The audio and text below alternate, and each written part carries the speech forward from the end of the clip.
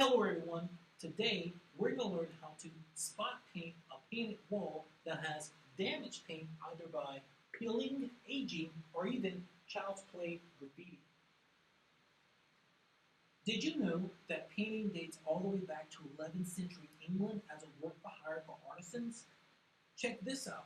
The tools that they used were oils, fruits, berries, and wooden handles that had hair or even fur attached to become a paintbrush. Pretty creative, right?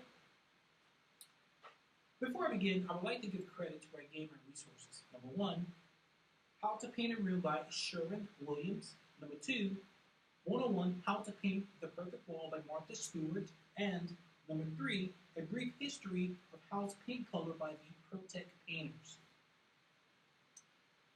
Before you begin to paint, there are two key elements that you need to always consider. Number one, do you need to prep the wall or repair the area that you're going to paint? For example, is there anything on the wall or area that you're going to paint that can be a preventative in your paint going on smooth, drying, or even looking like you want it to look after the job is complete? If you find an area that is a preventative, what you want to do is use a recommended cleaner to remove those areas. Or you can use a recommended sandpaper to remove those hard, coarse areas that are preventatives. After you've covered your preparatory steps, now it's time to check to make sure you have all of your equipment. For me, I have my paint stirrer, I have a paint roller, a paint brush, a paint tray, painter's tape, and I also have a mat on the floor to prevent any paint from dripping onto the carpet. Now it's time to get ready for the paint job. I'm going to take a recommended amount of paint and pour it into the paint tray.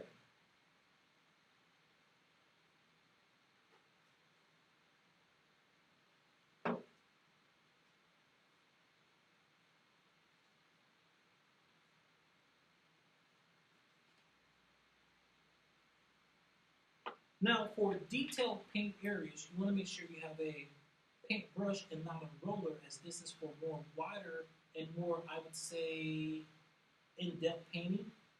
But for more detailed painting, I'm going to use a paintbrush. I'm going to lightly dip the paintbrush into the paint tray, and I'm going to apply, moving up as I go, being very detailed and getting those areas that are covered with child's graffiti.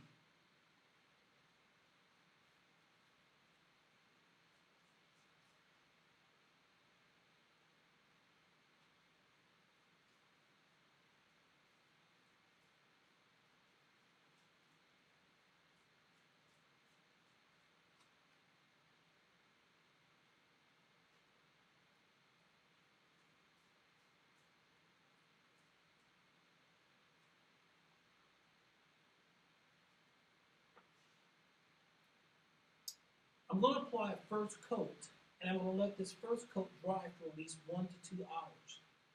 After I let it dry for 1 to 2 hours,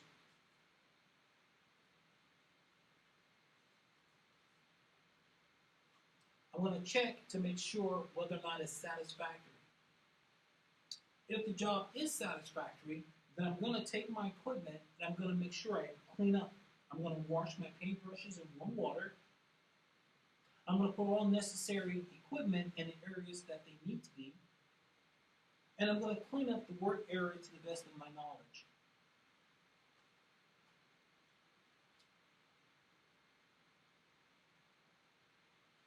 In conclusion today, I shared thoughts on how to properly paint a damaged paint area.